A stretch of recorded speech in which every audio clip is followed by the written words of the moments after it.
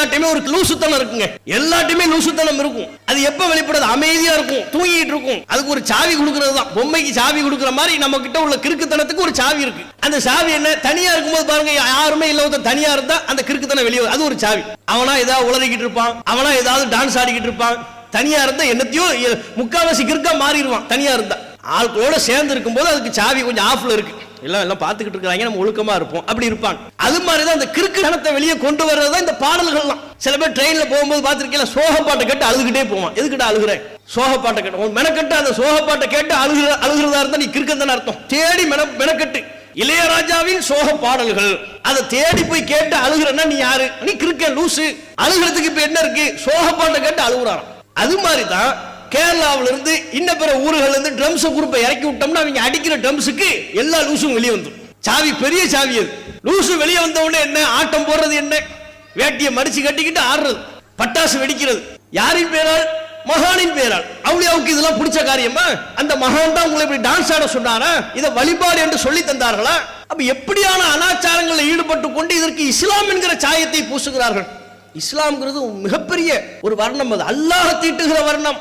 அல்லாஹ் திருக்குர்ஆனில் சொல்கிறான், சிபுகத்தல்லாஹ் வமன் அஹ்ஸனு மினல்லாஹி சிபுகத்தன். இது அல்லாஹ் தீட்டுகிற வர்ணம். அல்லாஹ்வை விட அழகிய முறையில் வர்ணம் தீட்டுபவன் யார்? அஸ்ஸலாமு அலைக்கும் வரஹ்மத்துல்லாஹி வபரகாத்துஹு. கண்ணியத்திற்குரிய எல்லாம் அல்ல அல்லாஹுவின் நல்லடியார்களே, எல்லாம் அல்ல அல்லாஹுவின் மகத்தான கிருபையினால் இங்கு நடைபெற்று கொண்டிருக்கக்கூடிய இப்பொதுக்கூட்ட நிகழ்ச்சியில நாம் எல்லாம் பெரும் ஆர்வத்தோடு பங்கெடுத்துள்ளோம். இந்த தருணத்தில் நபிகள் நாயகம் ஸல்லல்லாஹு அலைஹி வஸல்லம் அவர்களின் இறுதி பேருரை என்கிற தலைப்பு வழங்கப்பட்டுள்ளது. அல்லாஹுவின் தூதர் மக்கள் மத்தியில் ஆற்றிய ஒவ்வொரு உரையும் ஒவ்வொரு முஸ்லிம்களும் கவனத்தில் கொள்ள வேண்டிய உரை என்றாலும், அவர்களை பக்குவப்படுத்திய உரை, பண்படுத்திய உரை என்றாலும் கூட, நபிகள் நாயகம் தமது இறுதி காலத்தில் ஆற்றிய இறுதி பேருரைக்கு வரலாற்றிலே மிகுந்த முக்கியத்துவம் வழங்கப்பட்டுள்ளது.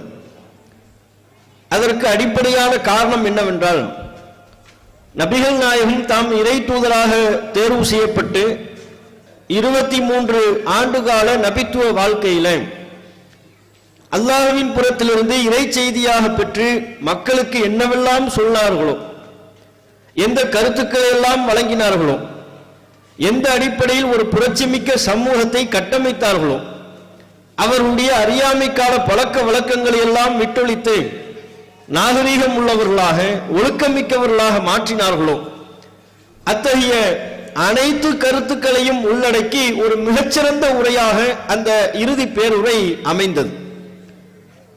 இன்னும் சொல்வதாக இருந்தால், நபிகள் நாயகத்தின் இறுதி பேருரையை கவனிக்கின்ற பொழுது அது ஏதோ முஸ்லிம்களுக்கு மாத்திரம் சொல்லப்பட்ட உரையாக இருக்காது.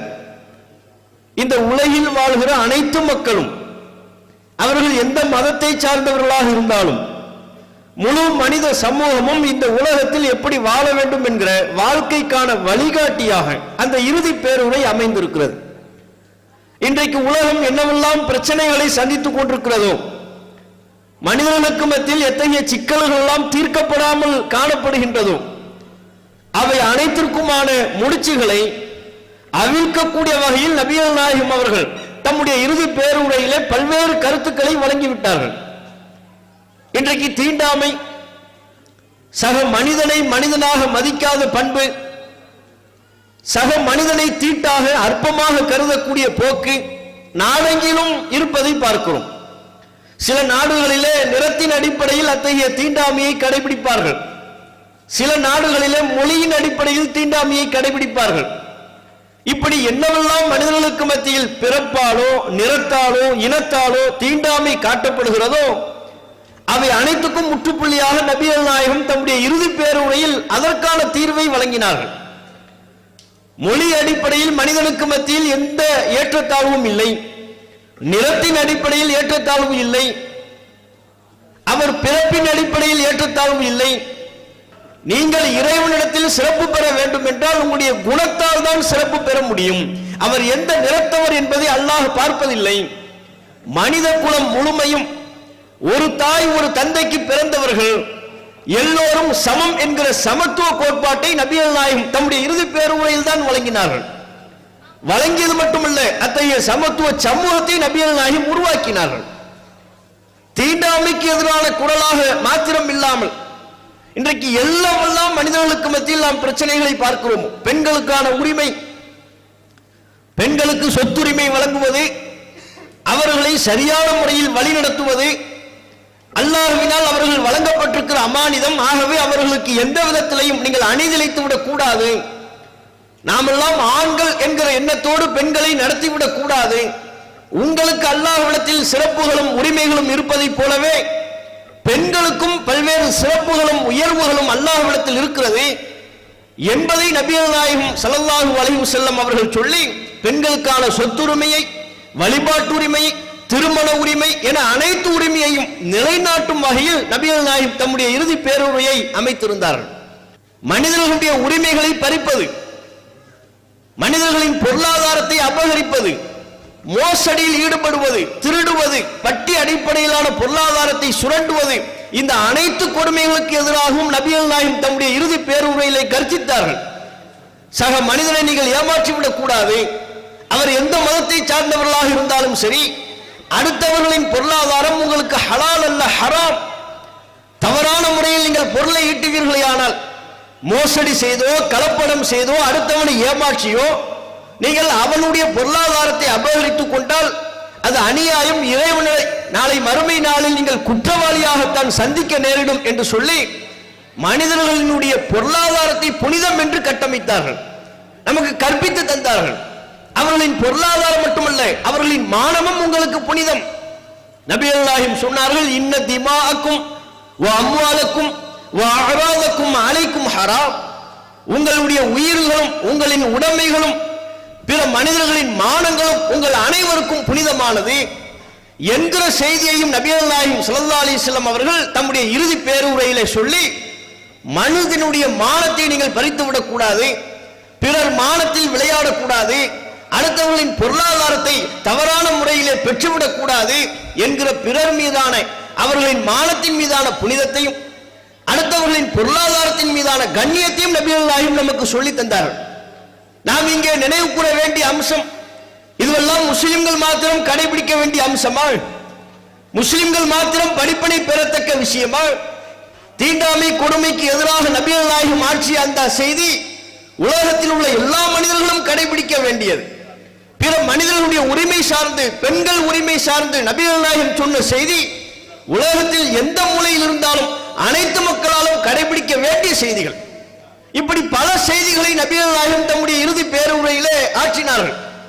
அதில் முஸ்லிம் சமூகம் நாம் கவனத்தில் கொள்ள வேண்டிய மிக முக்கியமான பல செய்திகளும் அதில் அடங்கியிருக்கிறது.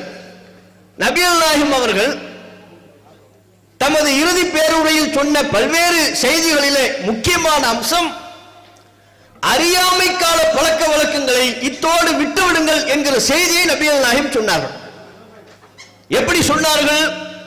அலா, மக்களே அறிந்து கொள்ளுங்கள், இன்ன குல்ல ஷைஇன் மின் அம்ரில் ஜாஹிலியத்தி தஹ்த கதமைய மௌதூஉன்.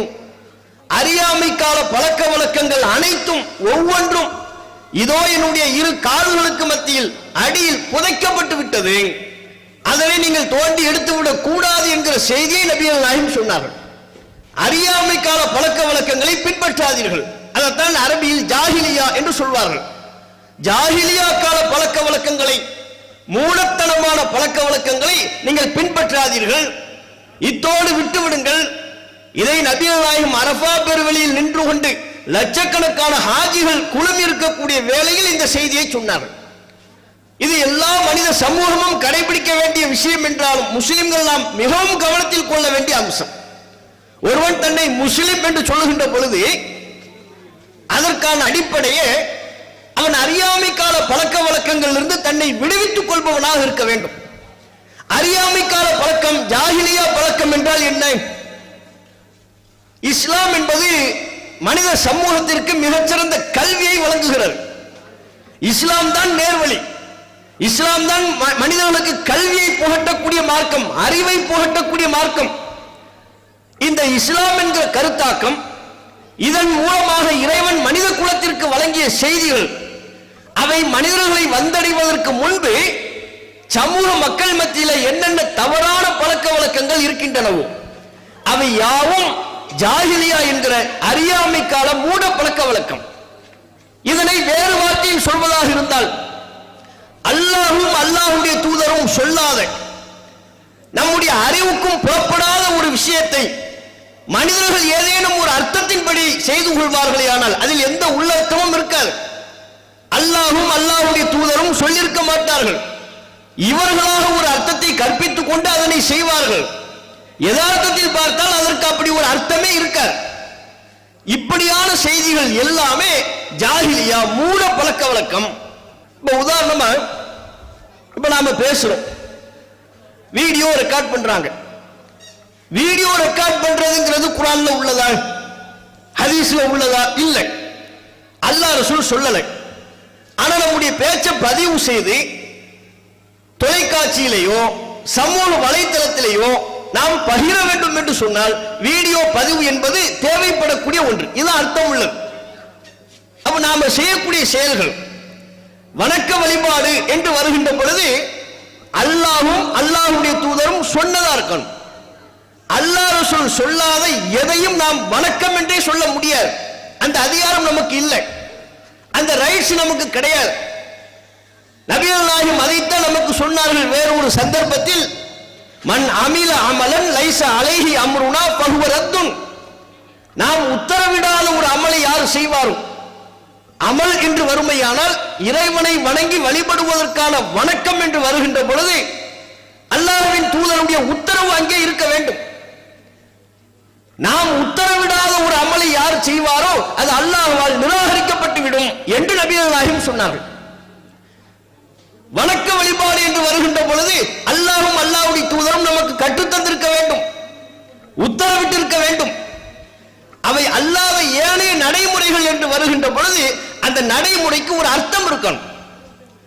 அர்த்தம் இல்லாம முன்னோர்கள் சொன்னாங்க, பெரியார்கள் சொன்னாங்க என்று நாம ஒரு அர்த்தத்தை கற்பித்துக் கொண்டு பொய்யாக முனைந்து கொண்டு ஒன்றை செய்வோமேயானால் அதுதான் மூட பழக்க வழக்கம், ஜாஹிலியா கலாச்சாரம்.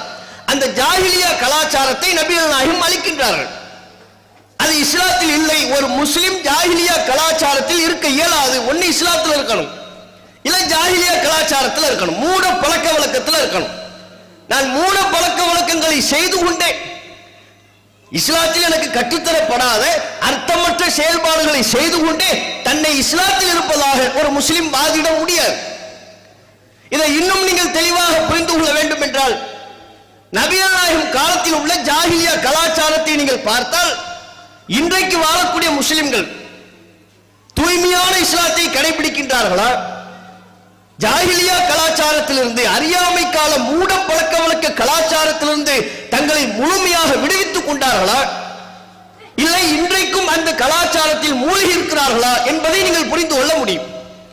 ரசூலுல்லாஹ் காலத்தில் என்ன மூட பழக்க வழக்கம் இருந்தது, அந்த காலத்தில் உள்ள மக்கள் அப்படி என்ன செய்தார்கள், எந்த செயலை கண்டித்து நபிகள் நாயகம் இந்த கருத்தை வழங்கினார்கள்.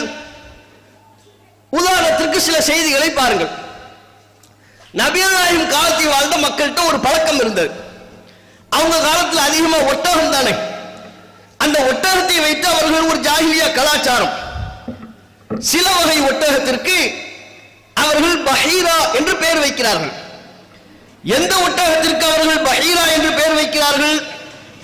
ஒரு ஒட்டகம் தொடர்ச்சியாக பல குட்டிகளை போடுகின்ற பொழுது ஒரு 5வது குட்டி, ஒட்டகம் தொடர்ச்சியா குட்டி போடுது, 5 குட்டியை தொடர்ச்சியா போட்டுருச்சு, அதுல 5வது குட்டி ஆண் குட்டியாக இருந்து விட்டது என்று சொன்னால் அதற்கு பஹீரா அப்படின்னு பேர் வச்சிருவாங்க. ஒரு ஒட்டகம் குட்டி போடுது, எந்த ஒட்டகமா இருந்தாலும் குட்டி போடும், தொடர்ச்சி 5 குட்டியை பெற்றெடுக்கும் வரையிலையும் அது உசுரோடு இருக்கு. 5 குட்டியை பெற்றெடுத்து விட்டது, 5வது குட்டி ஆண் குட்டியாக இருந்து விட்டது. உடனே அந்த மக்கள் என்ன செய்வாங்கன்னா, இனிமே இந்த ஒட்டகம் பஹீரா அப்படின்னு பேர் வச்சிருவாங்க. பஹீரானா என்ன, அது எந்த பொருளில் அந்த பேர் வைக்கிறாங்க? இதெல்லாம் குர்ஆன்ல அல்லாஹ் நமக்கு சொல்லி இருக்கிற செய்திகள். பஹீரா என்பதை குறித்து அல்லாஹ் நமக்கு குர்ஆனில் சொல்லி தருகிறான். அதையெல்லாம் முஸ்லிம்கள் புரிந்து கொள்ள வேண்டிய செய்தி.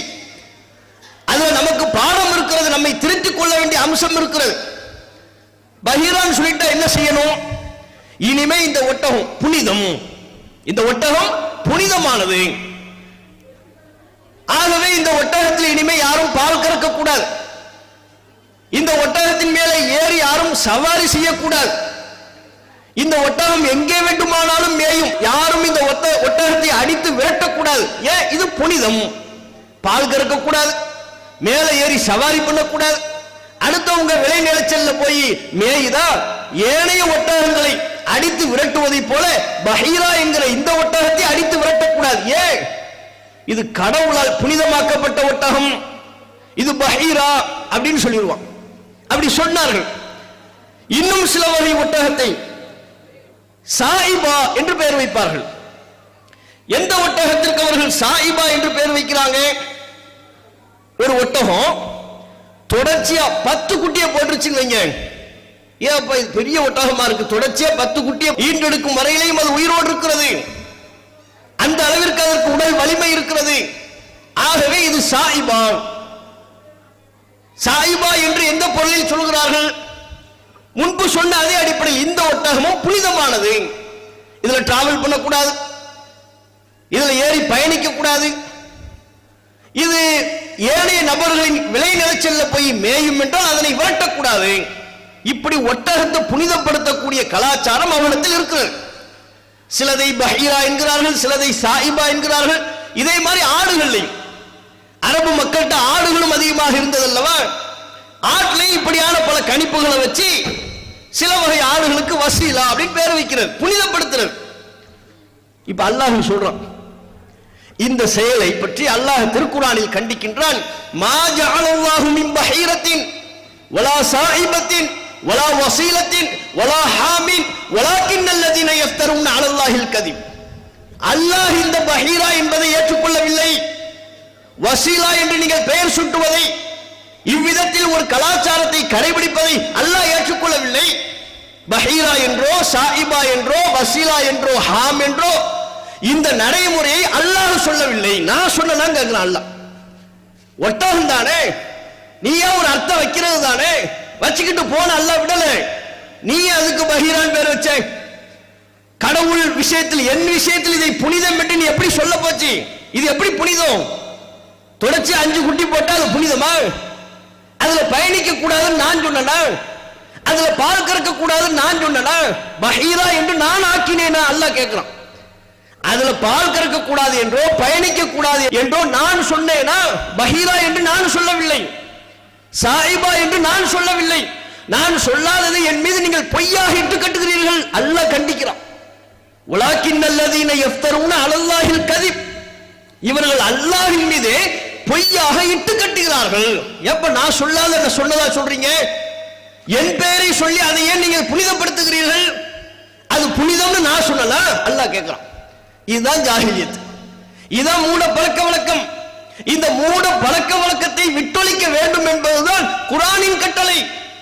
நபிகள் நாயகம் ஸல்லல்லாஹு அலைஹி வஸல்லம் அவர்கள் தம்முடைய இறுதி பேருரையில் ஆற்றிய அந்த தருணத்திலேயும் இந்த மூட பழக்கத்தை விட்டொழியுங்கள், இஸ்லாத்தில் உங்களை இணைத்துக் கொண்டதற்கு பிறகு மூட பழக்க வழக்கத்திற்கு நீங்கள் உயிர் கொடுக்க கூடாது. இதோ இந்த சமயத்தில் என்னுடைய 2 காலடிகளுக்கு மத்தியில் மூட பழக்க வழக்கம் அனைத்தும் குழி தோண்டி புதைக்கப்பட்டு விட்டது என்கிற செய்தியை நபிகள் நாயகம் சொன்னார். இன்னைக்கு நாம சிந்திக்க வேண்டிய அம்சம் என்ன? முஸ்லிம்கள் அல்லாஹ்வின் தூதர் என்றைக்கோ 1400 ஆண்டுகளுக்கு முன்பே தன்னுடைய 2 காலடிகளுக்கு மத்தியில் குழி தோண்டி புதைக்கப்பட்டு விட்டதாக சொன்ன அந்த மூட பழக்க வழக்கத்தை இன்றைக்கும் உயிர் கொடுத்து எழுப்பி வைத்திருக்கிறார்களா இல்லையா? இஸ்லாத்தின் பெயரால் இவர்கள் அன்றைக்கு அவர்கள் ஒட்டகத்தை புனிதம் என்றார்கள், அன்றைக்கு அவர்கள் ஆடுகளை புனிதம் என்று அவர்களாக சில சட்டங்களை ஏற்றிக் கொண்டார்கள். குர்ஆன் அல்லாஹ் இன்னும் சொல்லுகிறான், கால்நடைகள் ஆடு மாடு ஒட்டகம் இந்த கால்நடைகள் விஷயத்துல அவங்க என்ன நடைமுறையை கடைபிடிச்சாங்களா?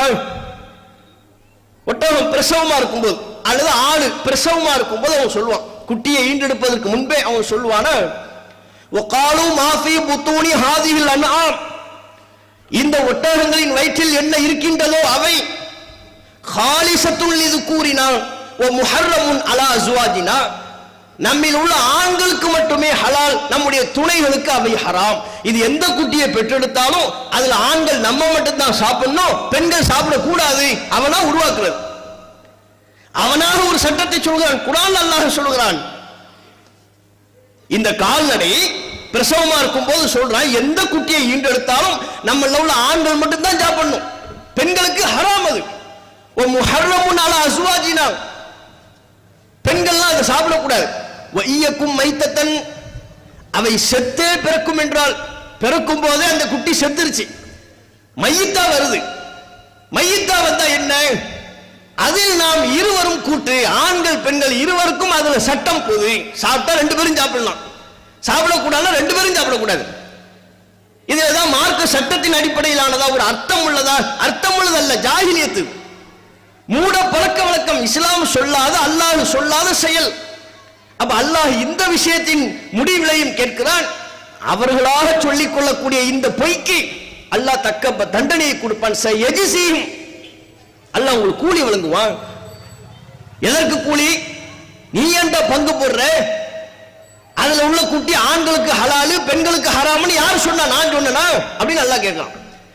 அப்ப இப்படியாக அல்லாஹ் புனிதப்படுத்தாத, அல்லாஹ் ஹராம் என்று அறிவிக்காதவற்றை நாம புனிதப்படுத்துவதும் ஹராம் என்று கூறுவதும் மூட பழக்க வழக்கம். இந்த மூட பழக்க வழக்கத்தை விட்டொழிக்க வேண்டும் என்று நபிகள் நாயகம் சொல்றாங்க. முஸ்லிம் சமுதாயம் அதை விட்டுருச்சா? இன்னைக்கும் எவ்வளவு மூட பழக்க வழக்கங்களை கடைபிடிக்கிறாங்க. இப்ப துல்ஹஜ் மாசத்துல இருக்கும், ஹஜ் பெருநாளா முடிஞ்சு அடுத்து நமக்கு என்ன, முஹர்ரம் வருது. முஹர்ரம் மாசம் வந்தா என்ன, முதல் 10 நாள் இருக்குல்ல, இவரெல்லாம் முஸ்லிம்களா கடைபிடிக்கிறது. முஹர்ரம் வந்துருச்சுன்னா மீன் சாப்பிடக்கூடாது. எத்தனை நாளைக்கு? 10 நாளைக்கு அசைவம் சாப்பிடக்கூடாது. யாரு சொன்னா? 10 நாளைக்கு அசைவம் சாப்பிடக்கூடாது, மீன் சாப்பிடக்கூடாதுன்னு உங்களுக்கு சொன்னது யாரு? அல்லாஹ்வுடைய சட்டமா, ரசூலுடைய சட்டமா? நான் சாப்பிட மாட்டேன்னு சொல்றேன், இது என்ன பெரிய விஷயமா? பெரிய விஷயம், அல்லாஹ்வுடைய பார்வையில பெரிய விஷயம். ஒன்றை ஹராம், இதை நான் சாப்பிட மாட்டேன் அல்லது ஊர்ல உள்ள யாரும் சாப்பிடக்கூடாது என்று சொல்வதா இருந்தா அல்லாஹ் சொல்லணும், அல்லாஹ்வுடைய தூதர் நமக்கு சொல்லணும். ஒரு மாதத்தை நீங்க புனிதப்படுத்தி, சில நாட்களை புனிதப்படுத்தி, இந்த காரியத்தில் நான் ஈடுபட மாட்டேன் என்று சொல்வதா இருந்தா அல்லாஹ் ரசூல் சொல்லணும்.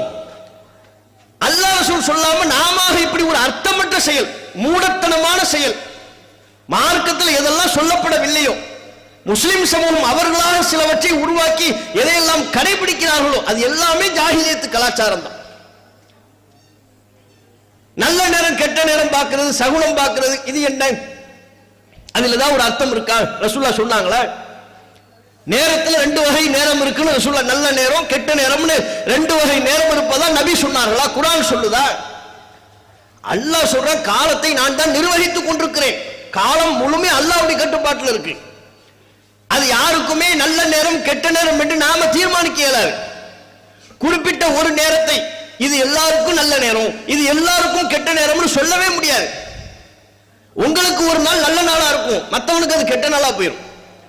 உங்களுக்கு ஒரு நாள் வியாபாரத்தில் லாபம் கிடைத்திருக்கும், மற்றவனுக்கு நஷ்டம் ஏற்பட்டிருக்கும். உங்களுக்கு ஒரு நாள் ஒரு குழந்தை பிறந்திருக்கும், அதே நாளில் மற்றவர்களுக்கு ஒரு குழந்தை இறந்திருக்கும். அப்ப எப்படி நல்லது கெட்டதுன்னு பிரிப்பீங்க? எல்லோருக்கும் எப்படி நீங்கள் பொதுவாக்குவீர்கள்? இந்த சகுனம் பார்ப்பதைத்தானே ரசூலுல்லாஹ் ஜாஹிலியத்துங்கறாங்க, மூட பழக்க வழக்கம். இறுதி பேருரையில இதையும் சேர்த்து தான் ரசூலுல்லாஹ் கண்டிச்சாங்க. அல்லாஹ் திருக்குர்ஆன்ல சொன்னான், இன்னமல் ஹம்ரு வல் மைசிரு வல் அன்சாபு வல் அஸ்லாமு ரிஜ்சும் மின் அமலி ஷைத்தான். மது, சூதாட்டம், பலிபீடங்கள்ல போய் குறி கேட்கிறது, இது எல்லாமே ஷைத்தானின் செயல், கெட்ட செயல், அது செய்யக்கூடாது என்று அல்லாஹ் திருக்குர்ஆன் வாயிலாக கண்டிக்கிறான். பலிபீடங்கள்ல போய் எப்படி குறி கேட்பாங்க? ஒரு பயணத்தை ஆரம்பிப்பதா இருந்தா இந்த பயணம் போலாமா வேண்டாமான்னு இருந்தா எழுதுவாங்க, சீட்ல எழுதி போட்டு அங்க சிலைகளை வைத்து வழிபாடு செய்வார்கள் அல்லவா, பலி கொடுப்பார்கள் அல்லவா, அந்த இடத்துல போய் சீட்டை போடுவாங்க. இப்ப நான் பயணம் போறதா வேண்டாமா, அந்த சீட்ல இருந்து எடுத்து எது வருகிறதோ அதன்படி தங்களுடைய செயல்பாட்டை அமைத்துக் கொள்வார்கள். இதான் பலிபீடங்கள்ல குறிப்பாக்குறது. பறவை சகுனம் பார்ப்பார்கள். வீட்டை விட்டு வெளியே வரும்போது பறவை எந்த திசையில போகுதோ அந்த திசையை நோக்கி வியாபாரத்துக்கு போறது. பறவை வலது பக்கமா போச்சுன்னா வலது பக்கத்தில் உள்ள பகுதிகளுக்கு வியாபாரம் போறது. பறவை இடது பக்கமா போச்சுன்னா இடது பக்கத்தில் உள்ள பகுதிகளுக்கு நாடுகளுக்கு வியாபாரத்துக்கு போறது. பறவையை கையில வச்சிருப்பாங்க, இப்படி விடுவாங்க, விட்டா அது வலது பக்கமா போகுதா இடது பக்கமா போகுதான்னு பார்ப்பாங்க. வலப்பக்கமா போச்சுன்னா வலப்பக்கத்துல என்னென்ன நாடுகள் இருக்கோ என்னென்ன பகுதிகள் இருக்கோ அங்க போய் வியாபாரம் பண்றது. இடது பக்கமா போச்சுன்னா அந்த பகுதிகளில் போய் வியாபாரம் பண்றது. இதெல்லாம் அந்த மக்கள் கடைபிடித்த மூட பழக்க வழக்கம். 1400 ஆண்டுகளுக்கு முன்பே ரசூலுல்லாஹ் கண்டிச்ச மூட பழக்க வழக்கம். இன்னைக்கு நம்ம காலத்துல இருக்கா இல்லையா? பறவை சகுனம் தான் பார்க்கிறது இல்ல, மத்த எல்லா சகுனமும் பார்க்கிறான். பள்ளி சகுனம் பார்க்கிறான், பூனை சகுனம் பார்க்கிறான், யானை சகுனம் பார்க்கிறான், என்ன சகுனத்தையும் மிச்சம் வச்சிருக்கிறான். காக்கா சகுனத்தை பார்க்கிறான். வெளியே வருவார், வீட்டை விட்டு வெளியே வரும்போது விதவை பெண் வந்துருச்சுன்னா போகக்கூடாது. இவன் போறதே 5 ரூபாய் டீ குடிக்க, அதுக்கு விதவை பெண் வந்ததுனால போக மாட்டேன், இந்த காரியம் உருப்படாது. அப்ப என்ன செஞ்சிருவாராம், உள்ளுக்குள்ள போயிடுவாராம். உள்ள போய் திரும்ப வெளியே வந்து போவாராம். இதெல்லாம் யாரு சொன்ன? குர்ஆன்ல அப்படி இருக்க, ரசூலுல்லாஹ் அப்படி சொன்னாங்களா? அதே மாதிரி நேரத்தை நல்ல நேரம் கெட்ட நேரம்னு சொல்லுவாங்க. இந்த சகுனத்திலே பல சகுனம் பார்ப்பாங்க. இந்த பள்ளி விழுந்தா அதுக்குன்னு அர்த்தம் காலண்டர்ல எழுதி வச்சிருக்கலாம். கையில விழுந்தா என்ன அர்த்தம், தொடையில விழுந்தா என்ன அர்த்தம், வலது கையில விழுந்தா என்ன அர்த்தம், இடது கையில விழுந்தா என்ன அர்த்தம், ஒரு அர்த்தமும் இல்லை. அதுக்கு இவனா உருவாக்கிக்கிறது. ஏன்னா அது விழுறதா அர்த்தம் எங்கேயாவது ஒரு இடத்துல தான் விழும். அந்த பள்ளி விழக்கூடிய நேரத்தில் இவன் போய் கையை நீட்டினா கையில தான் விழும். பள்ளி விழுற இடத்துக்கு நேரா உட்கார்ந்து இருந்தா தொடையில தான் விழும். தொடையில் விழுந்து விட்டது, காலண்டர்ல பாக்குறது, தொடையில விழுந்தா என்ன, கையில விழுந்தா என்ன, இதெல்லாம் என்ன? இதெல்லாம் இஸ்லாத்துல உள்ளதா? உள்ளங்கை அரிச்சிச்சுன்னா பணம் கொட்டும் வாங்க, கேள்விப்பட்டிருக்கீங்களா? நம்ம முன்னோர்கள் உள்ளங்கை அரிச்சிச்சுன்னா பணம் கொட்டும். எந்த காலத்துல எவனுக்கு கொட்டுச்சு? எவனா ஒருத்தனை காட்டுங்க. இந்த கூட்டத்துல யாருக்குமே உள்ளங்கை அரிக்கல, நமக்கு மட்டும் இப்படி உள்ளங்கை அரிச்சிச்சுன்னா பணம் கொட்டுதுன்னு அர்த்தம் இல்ல, இருக்கிற பணம் போக போகுதுன்னு அர்த்தம். ஏன்? சொறி நோய், இது அரிப்பு, இது ஒரு டிசீஸ், அலர்ஜி, ஒவ்வாமை. டாக்டரை போய் பார்க்கணும், அவர் ஏதாவது அதுக்கு ஒரு பேர் வைப்பார். இன்னைக்கு உள்ள காலகட்டத்தில் நோய்க்கு பேர் வைக்கிறதா பெருசு, புதுசு புதுசா பேர் வைப்பார். பேர் வச்ச உடனே என்ன, அதுக்கு ஒரு 500 ரூபாய் 1000 ரூபாய் இருக்கிற செலவாகுமே ஒழிய பணம் வருமா? நமக்கு கூரையை பிச்சுக்கிட்டு பணம் கொட்டுதா? அப்ப உள்ளங்கை எரிச்சா ஒரு அர்த்தம். சில ஊர்கள் கிராமப்புறங்கள்ல காக்கா கத்துச்சுன்னா சொந்தக்காரங்க வருவாங்கன்னு அர்த்தம். எந்த காக்கா சொல்லிச்சு? ஏதாவது ஒரு காக்கா சொல்லிச்சா? நல்ல நேரம் கெட்ட நேரம் பார்த்தனா ஒவ்வொரு காரியத்தையும் செய்யறாங்க. புதுசா வீடு கட்டினாங்கன்னு வைங்க, அந்த வீடை எப்ப இவரு வீட்டை ஓபன் பண்ணி எப்ப உள்ளுக்குள்ள போகணுங்கிறதுக்கு ஒரு நாள் பார்ப்பாரு. இருக்கிற கிழமையில 7 கிழமை தான். 7 கிழமைக்கு இவரா ஒரு அர்த்தம் வைப்பார். செவ்வாய் வெறுவாய் அல்லது வருவாய், இவர் ஏதாவது ஒண்ணு சொல்லிக்குவார். பொண்ணு கிடைச்சாலும் புதன் கிடைக்காது, பொண்ணு கூட கிடைச்சிருமா, புதன் கிடைக்காத வார வாரம் வருதே புதன்கிழமை. அப்ப ஒரு காரியத்தை எங்க ஆரம்பிக்கணும்? புதன்கிழமை ஆரம்பிப்போம், புதன்கிழமை செய்வோம், புதன்கிழமை வீட்டை ஓபன் பண்ணுவோம். ஏன்பா பொண்ணு கிடைச்சா கூட புதன் கிடைக்காது, தங்கம் கிடைச்சாலும் கிடைக்குமா? புதன் கிடைக்காது. தங்கம் கிடைக்கிறதா இன்னைக்கு உள்ள காலத்துல சவால். புதன்கிழமை அது வார வாரம் வந்துகிட்டு தான் இருக்கு. அப்படியே புது வீட்டை கட்டிட்டாலும் புது வீட்டுக்காக வேண்டி அழைக்கும் போது என்ன சொல்லுவாங்க தெரியுமா? பால் காய்ச்சறோம் வாங்க. அது என்ன பால் காய்ச்சறது? புது வீட்டுல ஃபர்ஸ்ட் பாலைத்தான் காய்ச்சணுமா? ஏன் டீ போட்டா ஆகாதா? வெண்ணி கொதிக்க வச்சா கொதிக்க மாட்டேன்னு சொல்லுமா? புது வீட்டுக்கு போனோம்னா அடுப்புல போய் முதல் என்னமா பால் பொங்கல், பால் பொங்குனாத்தான் அந்த வீட்டுல பரக்கத்து பொங்கும், ரஹமத்து பொங்கும். அதனால புது வீட்டுக்கு பேரே பால் காய்ச்சும் விழா, பால் காய்ச்சும் வீடு. வீட்டுல பால் காய்ச்சறோம் வாங்க. அதனால புது வீட்டுக்கு வந்திருந்தாங்கன்னா முதல் பால் தான் கொடுப்பாங்க. இதெல்லாம் மூட பழக்க வழக்கம், சாதாரண செயல் நம்ம நினைக்கிறோம். அந்த குர்ஆன் வசனத்தை நம்ம நினைச்சு பார்க்கணும். கால்நடைகளுக்கு அவர்கள் பஹீரா சாயிபான் பேர் வச்சது சாதாரண விஷயம் தான் அவங்க பார்வையில. அல்லாஹ் அதை சாதாரணமா நினைக்கல. உன்னை புனிதம்னு நம்புறதா இருந்தா அல்லாஹ் நான் சொன்னேன்னு கேட்கிறான். ஒன்று ஹராம் என்று நீங்கள் முடிவு செய்தால் அந்த ஹராம் என்று தீர்மானிப்பது நான், நீங்கள் அல்ல, அல்லாஹ்வுடைய பார்வை. என் மார்க்கத்தில் இருந்து கொண்டு நீங்க விளையாடுறீங்களா? எல்லாத்தையும் விட்டுட்டு நான் சொல்றதை கேட்கறதா இருந்தா இந்த மார்க்கத்தில் இரு. அல்லாஹ் நம்ம கிட்ட என்ன கேட்கிறான்? எப்ப நீ உன்னை முஸ்லீம் டிக்ளேர் பண்றியோ, நான் ஒரு முஸ்லீம், நான் இஸ்லாத்தை கடைபிடிக்கிறேன் என்று நீங்கள் டிக்ளேர் செய்து விட்டால் அதற்கு பிறகு முந்தைய கால பழக்க வழக்கத்தை எல்லாம் பின்பற்றி கொண்டு இங்கே இருக்கக்கூடாது. நான் சொல்றதை மட்டும் கேளு. நான் உனக்கு எதை புனிதம்னு சொல்றேனோ அதுதான் புனிதம். நான் உனக்கு எதை ஹராம் என்று சொல்கிறேனோ அதுதான் ஹராம். நான் உனக்கு எதை நல்லது என்கிறேனோ அதுதான் நல்லது. அப்படி நாம முழுமையா கட்டுப்பட்டு நடந்தால் மாத்திரம்தான் அல்லாஹ்வுடைய பார்வையில முழுமையான முஸ்லிமா நாம இருக்கிறோம் அர்த்தம். இதை நாம் சரியாக புரிந்து கொள்வோமே. ஆனால் இது போன்ற சின்ன சின்ன விஷயங்கள் என்று நாம் கருதக்கூடியவை. வீட்டுக்கு வெளியே கந்திருஷ்டிக்காண்டி எதையா ஒரு எலுமிச்சம்பழத்தை தொங்க விடுறது, வாகனத்துல தொங்க விடுறது, நல்ல நேரம் கெட்ட நேரம் பார்க்கிறது. கல்யாணம் பண்றதா இருந்தா இந்த நேரத்துல தான் நான் கல்யாணம் பண்ணுவேன், ஏன் அதான் நல்ல நேரம்.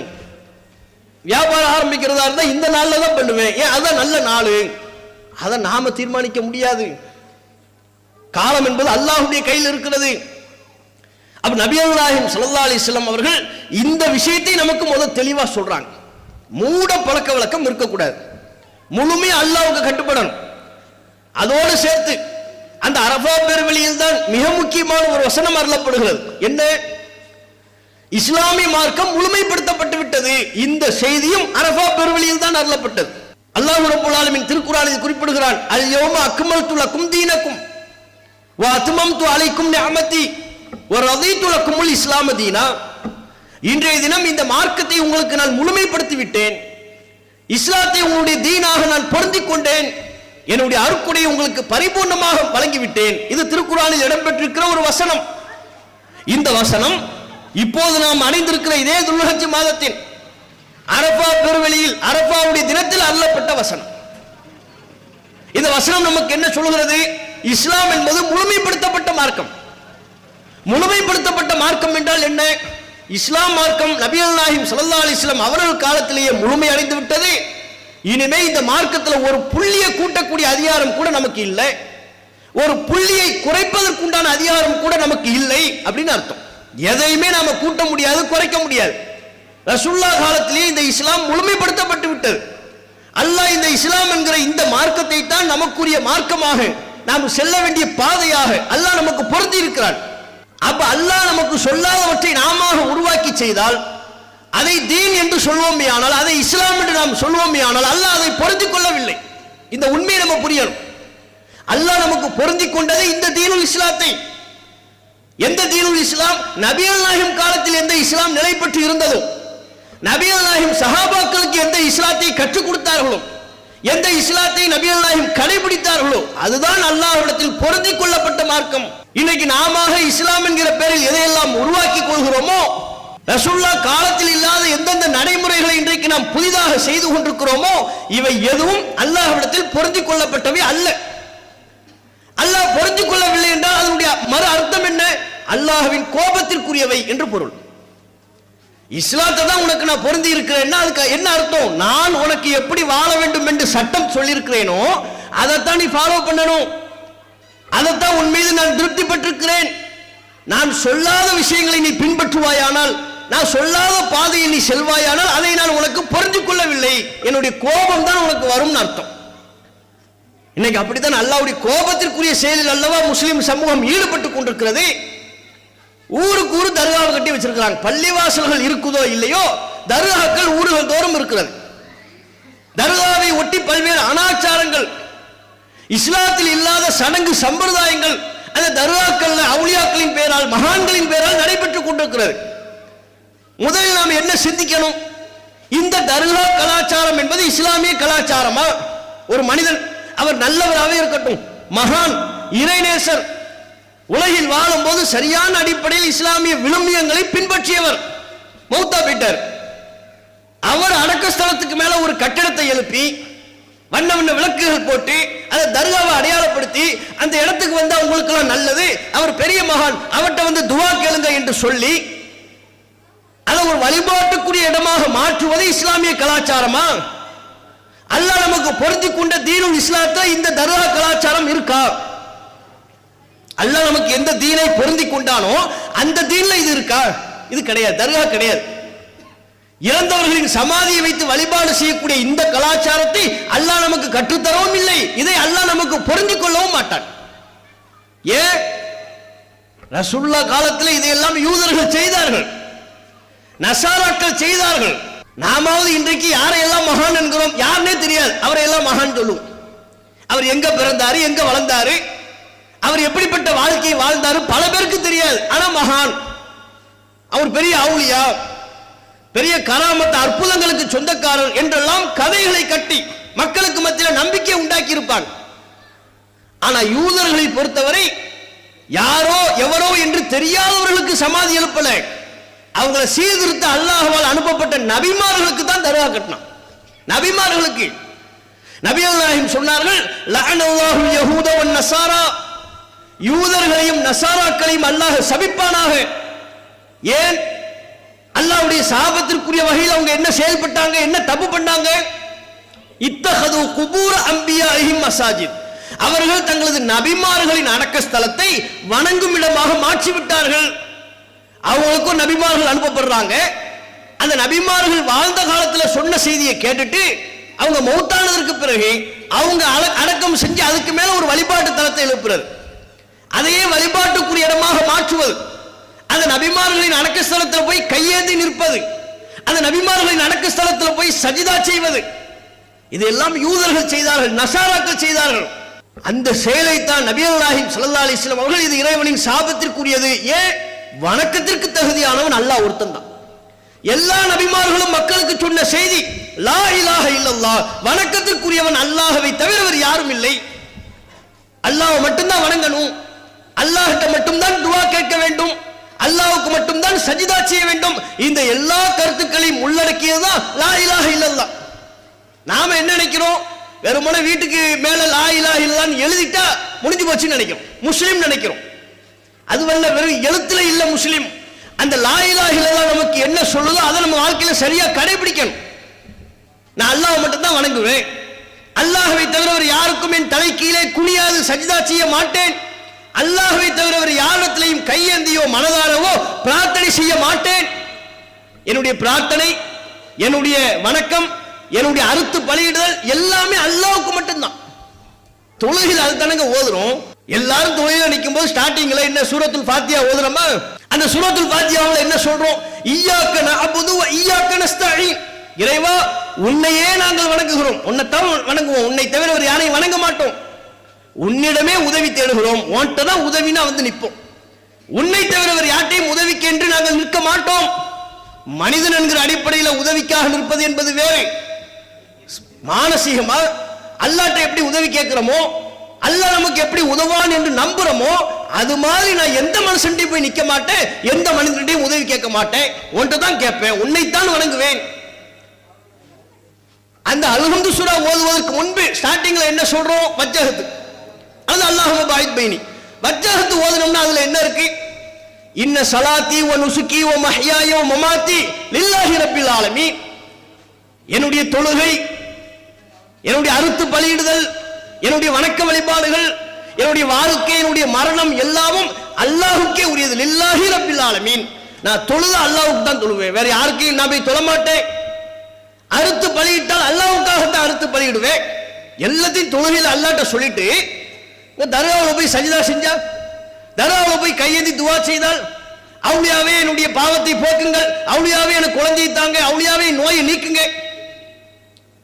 இது எப்படிப்பட்ட செயல்? இது இஸ்லாமா? இது அல்லாஹ் நமக்கு பொருந்தி கொண்ட சரியான மார்க்கமா? இது அல்லாஹ் நமக்காக முழுமைப்படுத்தி தந்த மார்க்கத்தில் இந்த தர்கா வழிபாடு கலாச்சாரம் இருக்கா? இல்லையே. இந்த இணைப்பு காரியத்தை செய்வதற்கு அவ்வளவு கூத்து, அவ்வளவு கும்மாளம். தர்கான்னு ஒன்று வைத்துக் கொண்டு, ஊருக்கு ஊர் தர்கா வைத்துக் கொண்டு வருஷத்துக்கு ஒரு கொண்டாட்டம். அந்த கொண்டாட்டத்தில் என்னென்ன தர்காவில் நடக்கிறது அனாச்சாரம், அதுவே இறைவனின் பெரும் கோபத்தை பெற்று தரக்கூடிய காரியம். அதை தாண்டி வருஷத்துக்கு ஒரு தடவை கந்தூரிங்கிற பேர்ல, விழா என்கிற பேர்ல இவர்கள் செய்யக்கூடிய அத்துமீறல்கள் முழுக்க முழுக்க இஸ்லாத்தின் வாடையே இல்லாத காரியம். என்ன கொண்டு வருவாங்க கந்தூரி கொண்டாட்டத்துக்கு? யானையை கொண்டு வர்றது ஃபர்ஸ்ட், யானை ஊர்வலம்.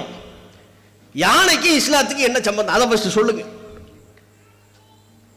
எங்கிருந்து இந்த யானை எங்க நமக்கு உள்ள வருது? குர்ஆன்ல யானையை பத்தி என்ன இருக்கு? நமக்கு ஒரே ஒரு செய்தி இருக்கு. அலம் தர கைஃப ஃபஅல ரப்புக பி அஸ்ஹாபில் ஃபீல், யானை படையை உமது இறைவன் என்ன செய்தான் என்று நீங்கள் பார்க்கவில்லையா?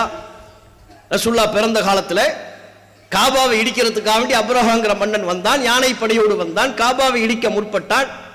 அல்லாஹ் அந்த யானை படையினரை அல்லாஹ் அழித்தான், காபாவை அல்லாஹ் பாதுகாக்கிறான் என்பது செய்தி. இதுல தானே யானை வருது நமக்கு. வேற எந்த வகையில யானைக்கு நமக்கு சம்பந்தம் இருக்கு?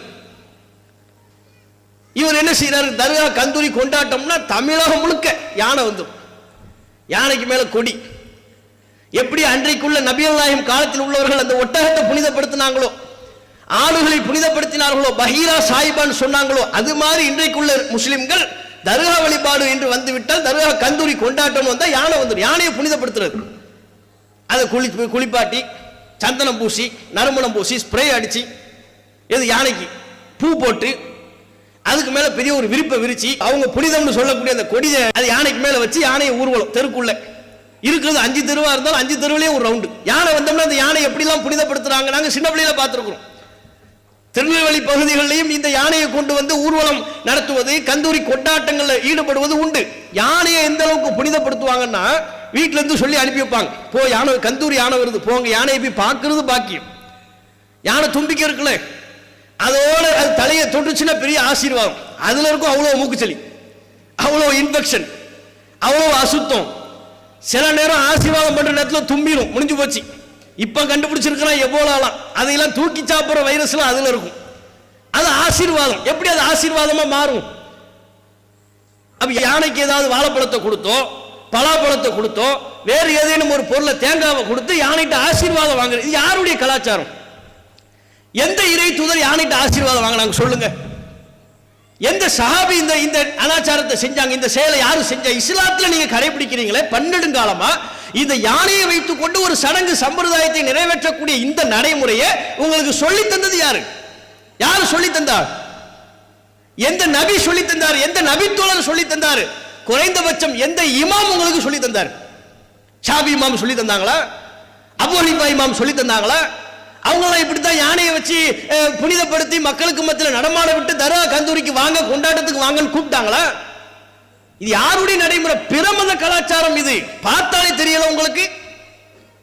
பிரமத கலாச்சாரம். அவங்க தான் யானையை வைத்து கோவில் வழிபாடு செய்வார்கள்.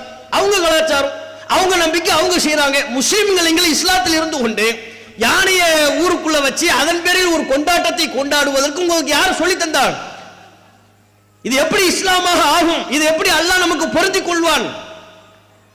இன்னும் சொல்லுவாங்க, நாங்க சின்ன பிள்ளையா இருக்கிற காலத்துல யானை வந்துச்சுன்னு வைங்க, போ அது சாணத்தை மிதிச்சா கல்வி வரும். அது சாணத்தை மிதிச்சா எப்படி கல்வி வரும்? நோய் தான் வரும். கல்வி வரும்னு சொல்லி அனுப்பி வைப்பாங்க, போங்க அதை போய் மிதிங்க. தர்காவிலிருந்து அது புறப்பட்டு வருது இல்லை, அந்த மகானுடைய தரிசனத்திலிருந்து அந்த யானை வர்றதுனால அதனுடைய அசுத்தம், அதனுடைய சாணி எல்லாமே புனிதம். அதை போய் மிதிக்கணும்னு சொல்லி கொடுப்பாங்க சின்ன பிள்ளைகளுக்கு. அதை தொடுவது, தொட்டு முத்தம் கொடுக்கிறது, யானையை தொட்டு முத்தம் கொடுக்கிறது, யானை மேல இருக்கிற கொடியை தொட்டி முத்தம் கொடுக்கிறது. என்ன கலாச்சாரம் இது? அது மட்டும் இல்லாம யானை போயிட்டு இருக்கும் போது சும்மா கூட்டு போறது இல்லை, அதுக்கு ட்ரம்ஸ். அது நம்ம கேரளா பக்கத்தில் இருக்கிறோமா, கேரளாவில இருந்து ட்ரம்ஸ் வகை வகையான ட்ரம்ஸ் குரூப்லாம் இருக்கு. அவங்கள ஃபுல்லா இறக்கிறது, இறக்குமதி. அடிப்பா ட்ரம்ஸ் அடி. ட்ரம்ஸ் அடிச்சா ஆட்டோமேட்டிக்கா கிறுக்குத்தனம் வெளியே வந்துடும். மனுஷன்ட்ட எல்லாத்தையுமே ஒரு கிறுக்கு லூசுத்தனம் இருக்குங்க, எல்லாத்தையுமே லூசுத்தனம் இருக்கும். அது எப்ப வெளிப்படுது? அமைதியா இருக்கும், தூங்கிட்டு இருக்கும், தட்டுனா கிளம்பிடும். அதுக்கு ஒரு சாவி கொடுக்கிறது தான். பொம்மைக்கு சாவி கொடுக்குற மாதிரி நம்ம கிட்ட உள்ள கிறுக்குத்தனத்துக்கு ஒரு சாவி இருக்கு. அந்த சாவி என்ன? தனியா இருக்கும்போது பாருங்க, யாருமே இல்ல, ஒருத்தன் தனியா இருந்தா அந்த கிறுக்குத்தனம் வெளியே, அது ஒரு சாவி. அவனா ஏதாவது உளறிக்கிட்டு இருப்பான், அவனா ஏதாவது டான்ஸ் ஆடிக்கிட்டு இருப்பான். தனியா இருந்தா என்னத்தையும் முக்காவாசி கிறுக்கா மாறிடுவான். தனியா இருந்தா ஆட்களோட சேர்ந்து இருக்கும்போது அதுக்கு சாவி கொஞ்சம் ஆஃப்ல இருக்கு, எல்லாம் பார்த்துக்கிட்டு இருக்கிறாங்க, நம்ம ஒழுக்கமா இருப்போம், அப்படி இருப்பாங்க. அது மாதிரிதான் அந்த கிறுக்குத்தனத்தை வெளியே கொண்டு வர்றதுதான் இந்த பாடல்கள்லாம். சில பேர் ட்ரெயின்ல போகும்போது பார்த்துருக்கீங்களா, சோக பாட்டை கேட்டு அழுதுகிட்டே போவான். எதுக்கிட்ட அழுகுற?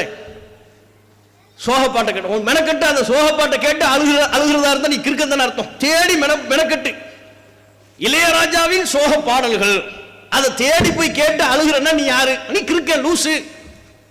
அழுகிறதுக்கு இப்ப என்ன இருக்கு? சோக பாட்டை கேட்டு அழுகுறான். அது மாதிரிதான் கேரளாவில இருந்து இன்ன பிற ஊர்கள் இருந்து ட்ரம்ஸ் குரூப்பை இறக்கி விட்டோம்னா அவங்க அடிக்கிற ட்ரம்ஸுக்கு எல்லா லூசும் வெளியே வந்துடும். சாவி பெரிய சாவி அது.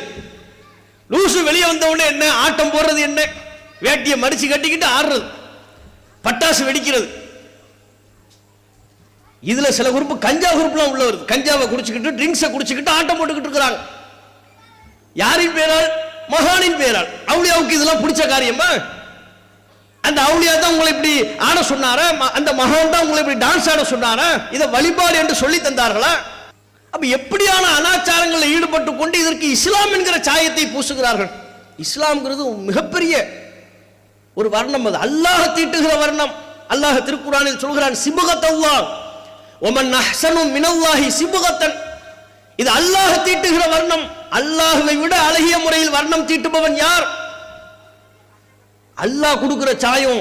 இஸ்லாம் என்பது அல்லாஹ் சொல்லி தருகிற சாயம், அல்லாஹ் தீட்டுகிற வர்ணம். நாம் அதுக்கு வர்ணம் கொடுக்க கூடாது.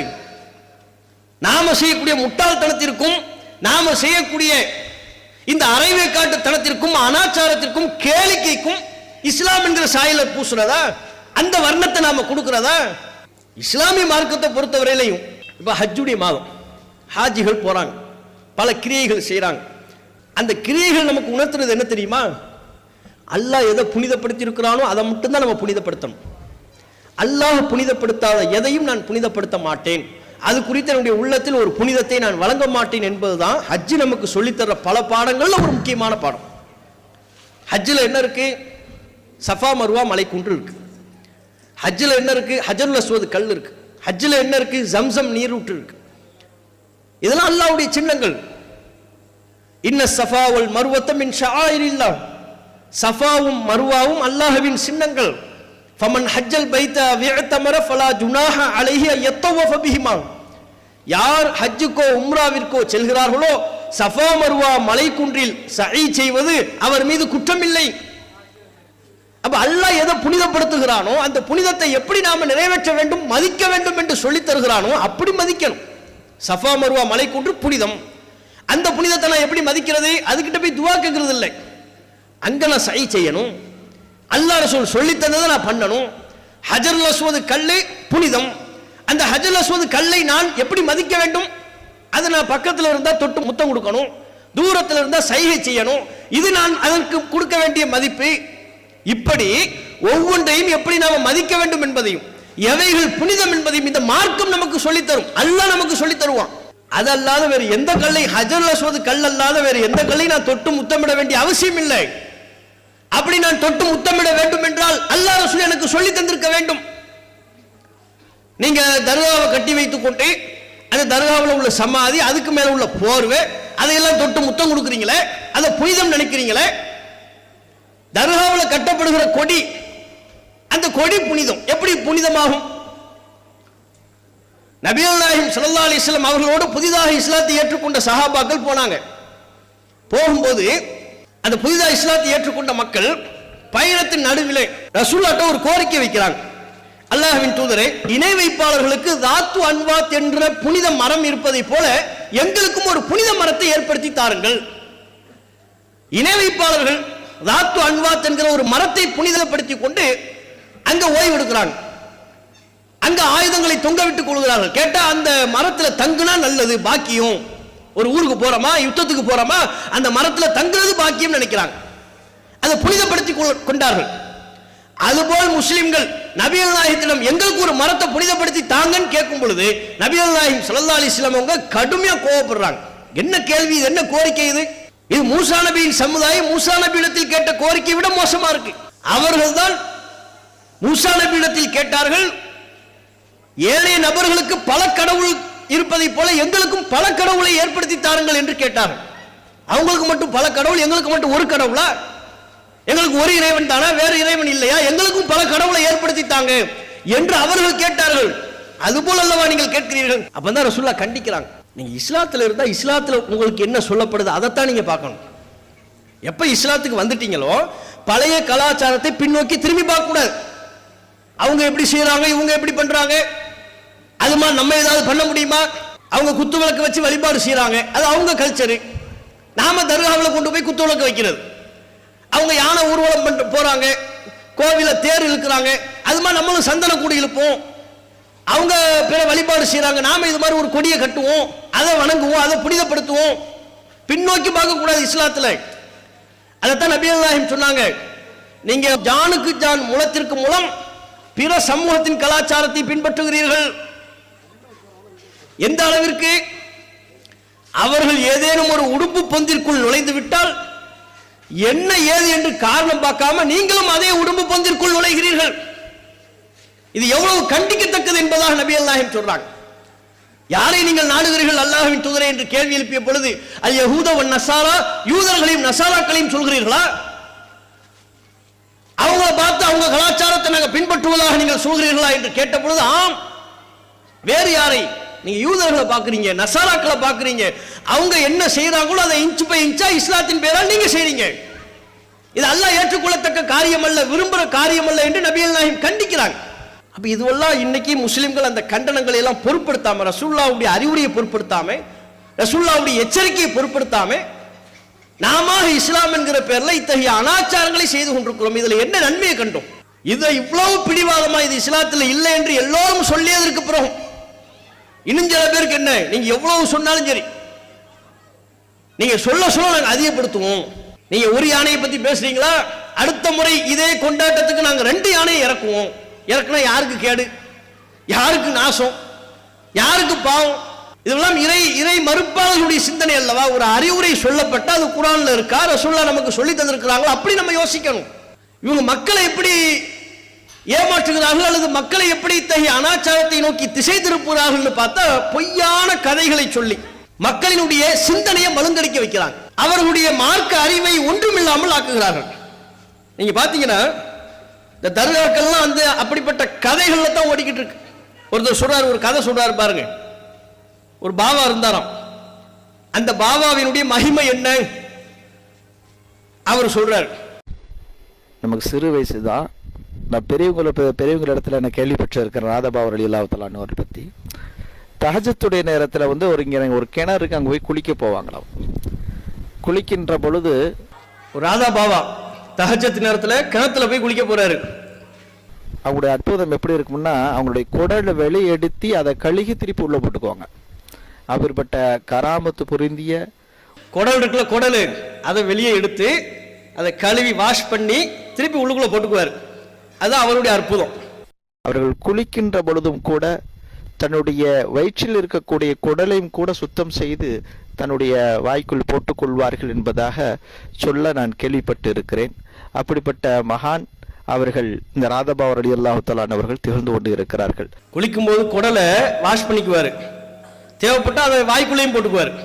குடலை வெளியே எடுத்துக்கிறது, கழுவிடுறது, வாஷ் பண்ணிடுறது, திரும்ப வாய்க்குள்ள போட்டு வாய் வழியா வயிற்றுக்குள்ள செட் பண்ணிக்கிறது. நம்ம கையை கழுவுறதே பெரிய பாடா இருக்கு, காலை கழுவுறதே கஷ்டமா இருக்கு. அவர் ராதாபாபா எதையெல்லாம் கழுவிடுறாரு ஈஸியா, வயிற்றுக்குள்ள உள்ள குடல் எடுத்து வெளியே வாஷ் பண்ணிடுறாரு. அப்ப அன்னைக்கு உள்ள காலத்துல குடல் ஆபரேஷனே பண்ணிருக்க தேவையில்லை, எல்லாம் ராதாபாவே பார்த்துருவார். ஏன் குடலை ஈஸியா வெளியே எடுத்துடுறாருல. இதெல்லாம் எப்படிப்பட்ட கதைகள், இதெல்லாம் எப்படிப்பட்ட கற்பனைகள். இது போல அவங்க சொல்லி கொடுக்குறாங்க. இதை விட மோசம் இவர் சொல்ற கதையை பாருங்க. இது வந்து இலங்கையில் உள்ள ஒருத்தர் அவர் சொல்ற கதை. ஒரு பாபா வந்து தொழுதுகிட்டு இருக்கிறார். அவர் எப்படி தொழுகிறார், எவ்வளவு பயபக்தியா தொழுகிறாருங்கிறத அவர் சொல்றார். அஹமது கபீர் ரிஃபாயி நாயகம் ஒரு பெரிய மகான், ஒரு ஞான மகான். இவங்க சொல்லிட்டா மகான், அவ்வளவுதான், மறுபேச்சுக்கு இடம் இல்லை. இவங்களாம் மகான் சொல்லி இவங்க சர்டிபிகேட் கொடுக்கிறது தான். அல்லாஹ்வுடைய நேசர் நம்ம சொல்றதா அல்லாஹ் சொல்றதா? அல்லாஹ் தன்னுடைய நேசர்களை தேர்வு செய்வான். நாம இவங்களா அவர் மகான், ஒரு பெரிய மகான். அவங்க போய் தொழுகையில நின்றாங்க. நிக்காக தான், செய்யவும் இல்லை, சுஜூது செய்யவும் இல்லை, நிக்காக தான். எவ்வளவு நேரத்துக்கு பின்னால போனாக்கள் காத்துக்க. பள்ளிவாசல்ல போய் தொலை போயிட்டாரு. தொழுவுனா ருக்கு செய்யவும் இல்லை, சஜிதா செய்யவும் இல்லை, நிக்கிறாங்க. இது இலங்கையினால இந்த இலங்கை தமிழுக்கு ஒரு டிரான்ஸ்லேஷன் பண்ண வேண்டியிருக்கு. ருக்குவும் செய்யல, சஜிதாவும் செய்யல, நின்றுகிட்டே இருக்கிறாரு. எவ்வளவு நேரத்துக்கு நிக்கிறாரு? கொஞ்ச நேரம் 1 மணி நேரம் பார்த்தாரு. ருக்குக்கு போறாப்புல இல்ல, அவசரமா நாங்க என்ன செய்யணும், மார்க்கெட்டுக்கு போக வேண்டிய வேலை இருக்கேன்னு அவர் வைத்தாரு. ஒவ்வொரு ஆளா கலண்டானுகள், இப்படியே கலண்டு கலண்டு கலண்டு கடைசியில ஒரு 5-10 பேர் மிஞ்சினாங்க. அப்படியும் 1 மணி நேரம் பார்த்தாங்களாம், ருக்குவுக்கே போகல. அவர் கலண்டு போயிட்டார். மார்க்கெட்டுக்கு போகணும், பொருள் வாங்க போகணும் அப்படின்னு அவர் கலண்டு போயிட்டாராம். இப்படியா ஒவ்வொரு ஆளா பார்த்தாங்க, ஒரு ருக்குவுக்கே போகல. இருக்கிற எல்லாரும் கலண்டு கலண்டு கலண்டு போயிட்டாங்க. கடைசியில் 5 பேர் பாக்கி போல நிக்காங்க.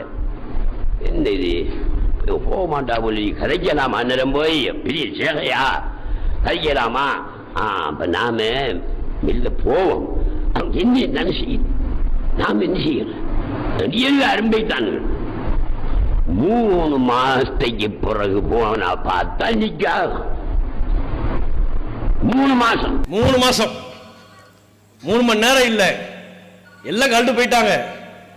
3 மாசத்துக்கு பிறகு பார்த்தாலும் அவர் அப்படியே தொழுகையில ருக்குவுக்கே போகாம சஜிதாவுக்கே போகாம முதல் ரக்காத்திலேயே நின்றுகிட்டு இருக்கிறாங்க. போய் பார்த்தா நிக்காங்கதான். இங்க இருந்து ஒரு மரம் உண்டு, வேர் விட்டுக்கிட்டே வந்துருந்துச்சு. மரம் வேர் விழுந்தானே, மரம் பக்கத்துல ஒரு மரம் வேர் விட்டு வந்துகிட்டே இருக்கு. நேராகவும் வேருடும், இப்படி சைட்லையும் வேருடும், ஓரமாகவும் வேருடும் தானே மரம். ஓரமா நேராகவும் வேறு விடும், இப்படி சைட்லையும் வேருடும், ஓரமாகவும் வேருடும் தானே மரம். அப்படி ஒரு மரம் அது அப்படியே வேறு விட்டுக்கிட்டு வந்த உடனே ரிவாய் நாயத்திலே கால் வந்து முட்டிச்சு. அந்த வேறு முட்டிச்சு ரிவாய் நாயத்துடைய காலில். அப்ப அதுக்கு புட்டி அருகி ரிவாய் நாயகம் தொழுகிட்டு இருக்காங்க. அவங்களோட காலில் நாம சைட்டால போவோம்னு மாறி அப்படியா போவோம், அது போகல. வேறு என்ன காலை துளைச்சு துளைச்சி துளைச்சி துளைச்சி காலு இந்த பக்கம் வேறு வந்து அது போகுது. 3 மாசத்துக்கு இடையில காலை துளைச்சிட்டு அந்த பக்கம் போயிட்டு வேறு கால உள்ளதான் போகுது. இவர்கள் அமைதிக்காக 3 மாசத்துக்கு பிறகுதான் ஒரு கட்டத்தில், அது எத்தனை நாளையால் என்று தெரியல, 3 மாசம் கழிந்த பிறகுதான் ருக்குவுக்கு போய் சுஜூதுக்கு போய் அந்த தொழுகையை முடிச்சாங்க. அதற்கு பிறகும் அவருக்கு 3 மாசம் ஆயும் ருக்குவுக்கே போகல. இதை சொன்ன உடனே அவங்க மேல நம்பிக்கை உள்ளவங்க என்ன நினைப்பாங்க, ஏ அப்பா ரிஃபாய் நாயகம் மகான் எவ்வளவு பெரிய மகான் பாருங்க, நமக்கெல்லாம் 3 மணி நேரம் தொழுகையில நிக்க முடியல, அவர் 3 மாசமா ருக்குவுக்கு போகாம நின்று இருக்கிறாருன்னா பெரிய மகான் அப்படின்னு நம்ம நினைப்போம். கொஞ்சம் யோசிச்சு பாருங்க, 3 மாசமா ருக்குவுக்கு போகலன்னா என்ன அர்த்தம்? 3 மாசமா அவர் வேற எந்த தொழுகையுமே தொழுகல. 3 மாசமா லுஹர் தொழுகல, 3 மாசமா அசர் தொழுகல, 3 மாசமா மக்ரிப் தொழுகல, 3 மாசமா இஷா தொழுகல, ஃபஜ்ர் தொழுகல. அதுலயே நிக்கிறார். 3 மாசத்துக்கு இடையில எவ்வளவு வக்து வருது, அந்த அத்தனை வக்து தொழுகையும் தொழாம கடமையான தொழுகையை புறக்கணிச்சிருக்கிறாரு. இது எப்படி மகானா மாறுவாரு? அந்த 3 மாசத்துக்கு இடையில ரமலான் வந்துருச்சுன்னா அது தனி கேள்வி. அப்ப இதை எப்படி சிரமப்படுத்தி நீங்க சொல்வீங்க?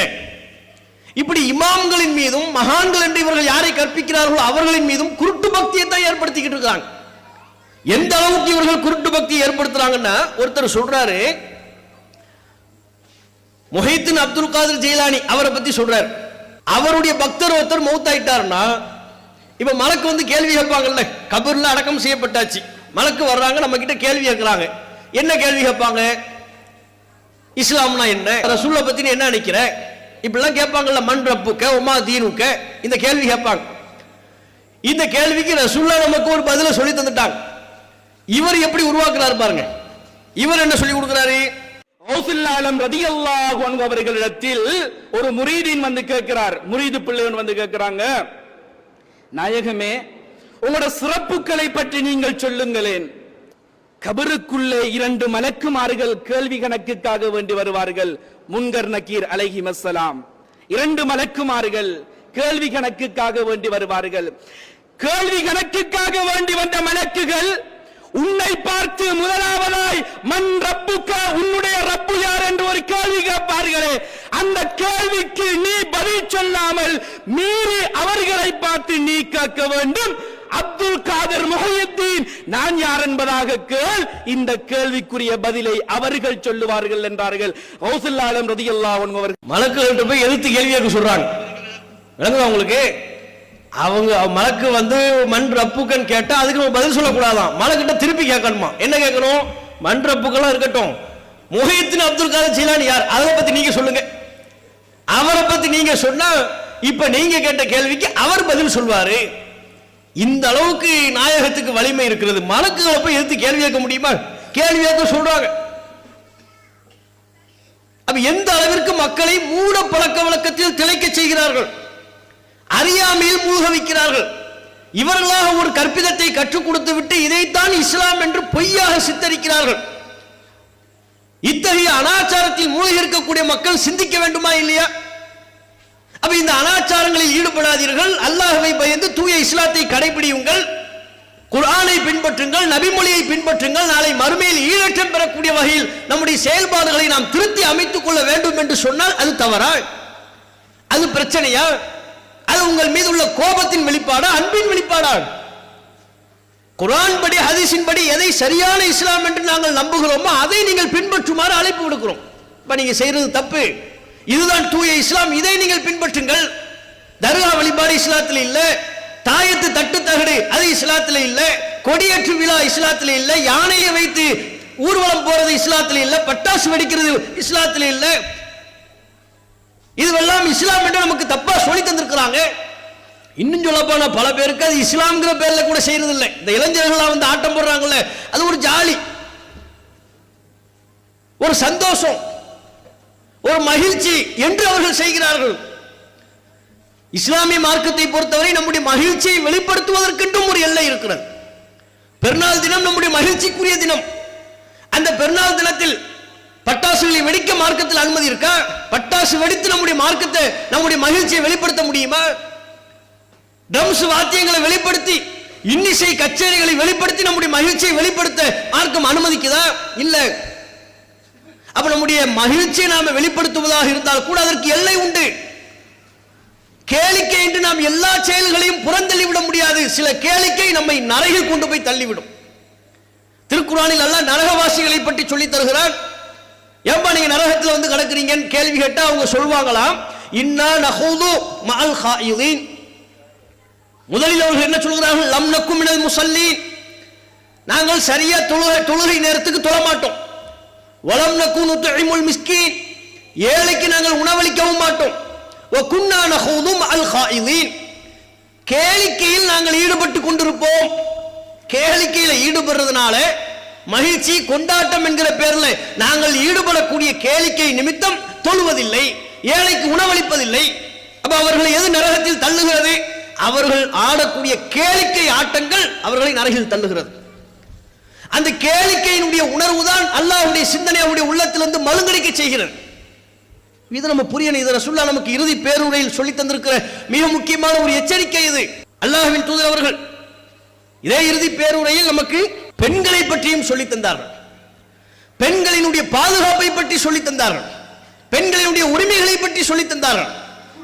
அல்லாஹ்வின் தூதர் இறுதி பேருரையில் பெண்களினுடைய பாதுகாப்பையும் உரிமையும் சொன்னது மட்டுமல்ல, அப்படிப்பட்ட ஒரு சமூகத்தை உருவாக்கினார்கள், கட்டமைத்தார்கள். தங்களுடைய தோழர்களுக்கும் சொன்னார்கள், ஒரு காலம் வரும், மிக விரைவில் ஒரு காலம் வரும், அது ஏன் அந்த காலத்தை நீ பார்ப்பாய். அது எப்படிப்பட்ட காலம்? அந்த காலத்தில் ஒரு பெண் தன்னந்தனியாக சன்ஆ என்கிற இடத்திலிருந்து ஹல்ரமௌத் வரையிலே, அது பெரிய தொலைதூரம், அது தொலைதூர பயணத்தை ஒரு பெண் தன்னந்தனியாக மேற்கொள்வாள். வழியில் எவர் குறித்தும் அவள் அஞ்ச மாட்டாள், ஓநாயை தவிர. இன்றைக்குள்ள காலகட்டத்தில் நாய் தொல்லை இருக்குல்ல, நாய் பிரச்சனை, அது மாதிரி அன்றைக்குள்ள காலகட்டத்தில் ஓநாய் பிரச்சனை. அப்ப நபிகள் நாயகம் ஸல்லல்லாஹு அலைஹி வஸல்லம் அவங்க சொல்றாங்க, ஒரு காலம் மிக விரைவாக இந்த இஸ்லாமிய மார்க்கம் இதன் சட்ட திட்டங்கள் கடைபிடிக்கப்படுவதன் மூலம் எப்படிப்பட்ட பாதுகாப்பு பெண்களுக்கு நிலவும் என்றால், சன்ஆவிலிருந்து ஹல்ரமௌத் வரையிலையும் ஒரு பெண் தன்னந்தனியாக பயணம் மேற்கொள்வாள். அவள் கற்புக்கு பாதுகாப்பு, அவளது பொருளாதாரத்திற்கு பாதுகாப்பு, அவளின் உயிருக்கு பாதுகாப்பு. வழியில் வழிப்பறி பற்றி அவள் அஞ்சப்பட வேண்டிய அவசியம் இல்லை. தன்னை யாரும் கொலை செய்து விடுவார்களோ பயப்பட வேண்டிய தேவையில்லை. வழியில் அவள் பயப்படுவதாக இருந்தால் ஒன்றே ஒன்று, என்ன? அது பாலைவன தேசம், ஆங்காங்கே ஓநாய்கள் வரும். ஓநாய் குறித்து மாத்திரம்தான் அவள் அச்சப்பட வேண்டுமே தவிர வேறு எது குறித்தும் அவள் அச்சப்பட வேண்டிய அவசியம் இல்லை.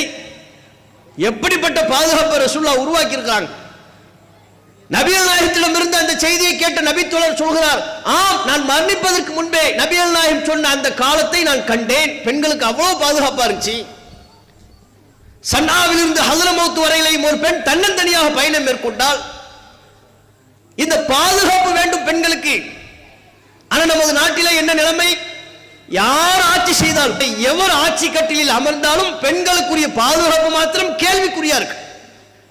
அண்மையில் நடைபெற்ற வேதனைக்குரிய நிகழ்வு, கோவையில சூலூர் என்கிற பகுதியில் ஒரு 10 வயது சிறுமி, 10 வயசுங்க, 11 வயசு சின்ன பிள்ளை, வீட்டில் ஆள் காணும், அந்த பிள்ளையை காணும். என்னாச்சு ஏதாச்சுன்னு பெற்றோர்கள் பரிதவிக்கிறாங்க. ஒரு நாள் ஆயிருச்சு, குழந்தை இல்லை. குழந்தை வர 10 வயசு 11 வயசு சின்ன பெண்ணு வரலன்னா பெற்றோருடைய மனது எவ்வளவு பாடுபடும். பிறகு செய்தி வருகிறது, அருகாமையில் உள்ள ஒரு கிணற்று புதர், அதற்கு அருகாமையில் ஒரு சடலம் கிடக்கிறது. பார்த்தா அந்த சின்ன பிள்ளை, காணாம போன அந்த பிள்ளை பிணமாக சடலமாக கண்டெடுக்கப்படுகிறாள்.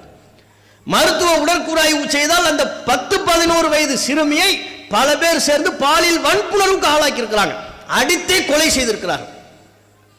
எவ்வளவு வேதனைக்குரிய செய்தி. பெற்றோர்கள் அந்த குழந்தையின் முகத்தை பார்ப்பதற்கே கலங்குகிறார்கள். ஏன்? முகத்தை எல்லாம் கல்லை கொண்டு கூரான ஆயுதத்தை கொண்டு அடித்து நொறுக்கி முகத்தை சேதப்படுத்தி இருக்கிறாங்க. என் புள்ள முகத்தை என்னால் பார்க்க முடியலன்னு பெற்றோர்கள் கண்ணீர் வடிக்கிறார்கள். இப்ப நடந்த சம்பவம்.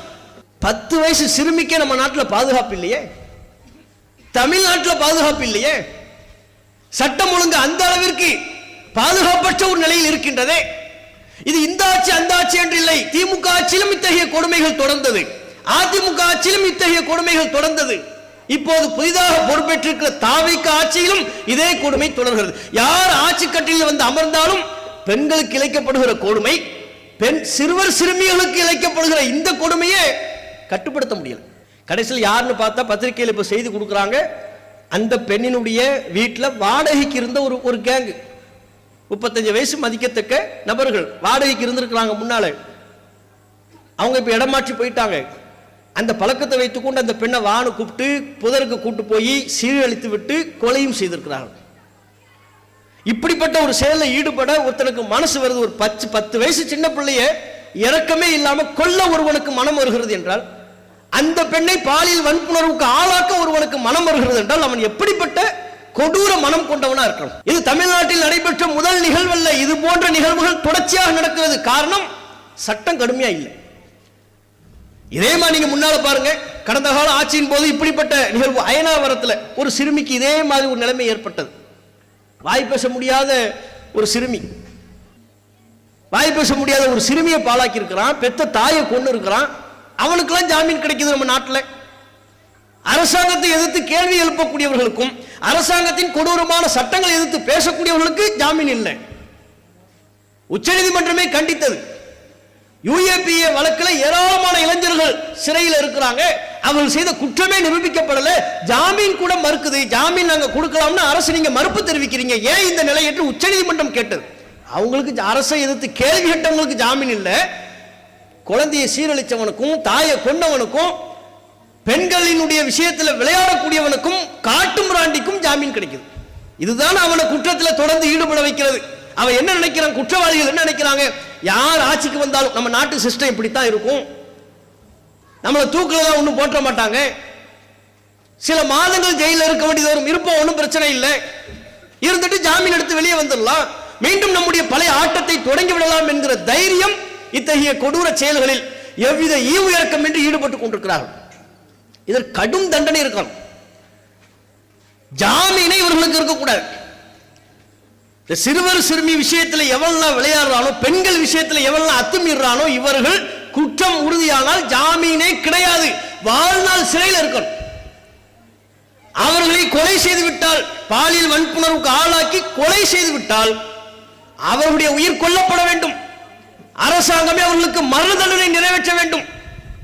இப்படியான கடும் சட்டம் நிறைவேற்றப்பட்டால் மட்டும்தான் நம்முடைய நாட்டில் பெண்கள் பாதுகாப்பு உறுதி செய்யப்படும். இல்லைனா இத்தகைய சம்பவங்கள், இன்றைக்கு கோவை சூலூர்ல அந்த சிறுமிக்கு ஏற்பட்ட கொடூரம் நாளைக்கு இன்னொரு மாவட்டத்தில் இன்னொரு ஊருக்கு நடக்கும், நம்ம அருகாமை பகுதிகளில் நடக்கும். ஏன் நமது ஊர்களிலேயே இத்தகைய கொடுமை நடைபெற்றாலும் ஆச்சரியப்படுவதற்கு இல்லை. சட்டத்தை ஸ்ட்ராங் பண்ணணும், தண்டனையை கடுமையாக்கணும்.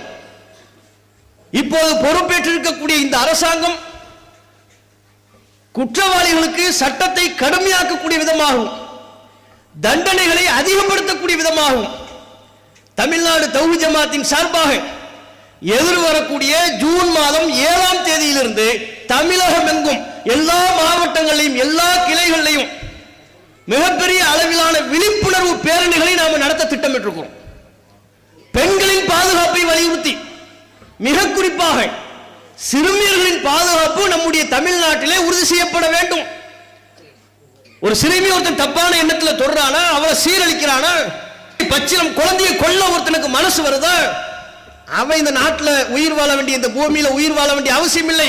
அரசு அவனுக்கு தக்க தண்டனை வழங்க வேண்டும் என்பதை வலியுறுத்தி சிறுவர் சிறுமியர்களுக்கு மத்தியில் இத்தகைய விழிப்புணர்வை அதிகப்படுத்தும் விதத்திலையும் எதிர்வரும் ஜூன் மாதம் 7ஆம் தேதியிலிருந்து தமிழகம் எங்கும் நம்முடைய ஜமாத்தின் சார்பாக விழிப்புணர்வு பேரணியை நடத்த திட்டமிட்டிருக்கிறோம் என்பதையும் இந்த நேரத்தில் சொல்லிக்கொண்டு, நபிகள் நாயகம் ஸல்லல்லாஹு அலைஹி வஸல்லம் அவர்கள் முழுமையான இஸ்லாமிய மார்க்கத்தை நமக்கு சொல்லி தந்திருக்கிறார்கள், கற்றுத் தந்திருக்கிறார்கள்.